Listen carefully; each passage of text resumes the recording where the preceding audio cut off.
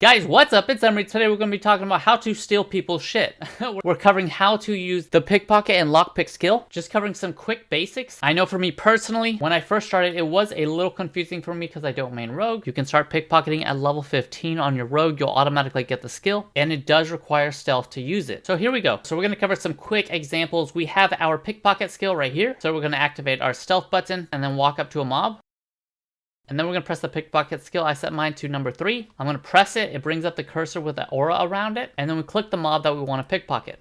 There we go, baby. We just stole his shit. Now we have to make sure we deselect by pressing escape and then repressing the pickpocket skill and then click on a different mob that we want to pickpocket. Now it can definitely get taxing pressing all of these buttons. So I would definitely suggest setting up a macro. In case you don't know how to set up a macro, you just go to macros. In your settings, then go to new. Select an icon that you like. Name it if you want. Hit OK. And then just press Ctrl V to paste the text that I'm going to link down below. And then hit save. Now this one will deselect for us. Mark the target just so it's a little bit easier. This will just make it way easier to pickpocket. So I'm going to put this on my side mouse button right here. We're going to go into stealth and then we're going to walk up to some mobs, and now we can just hover our cursor over each mob and just press one button to steal all their shit. Now you have to be within melee range of the mobs that you're trying to steal in order to pickpocket. Since this entire pack is within melee range, just barely, I can actually pickpocket all of these mobs. This is very handy, for example, if you're going to try to go for the Insane and the Membrane achievement. The loot tables from pickpocketing is different from killing the mobs, so after you pickpocket the packs, you can always kill the mobs for some extra loot. Now if you're doing these for the lock boxes, remember you can't open them until you use your pick lock skill. So here is the pick lock skill. You can use to open up lock boxes. If you open up the junk boxes with the pick lock skill, over time you'll be able to open up better and better lock boxes. Press the spell and then click on the lock box. Of course, junk boxes do have items in them. Now with your pick lock skill, as it improves, you can open better and better lock boxes. This one's level 15. You actually start off being able to open these low lock boxes, but there are better lock boxes that you'll be able to open eventually as you increase your lockpicking skill. Don't forget to unlock them if you're planning to send lock boxes to an alt so that they can open them. You can mail alt boxes to a different character if you want. That's what I've been doing for the Ravenhold reputation for my main. Remember, it's good etiquette to clear out the mob packs after you're done pickpocketing them for other players, just in case they stop by, because obviously you can't pick the same mob twice, even if you're a different player. You can actually make about 50% more gold if you pickpocket mobs that you're also killing, and just generally it's pretty fun to get extra gold from stealing people's shit.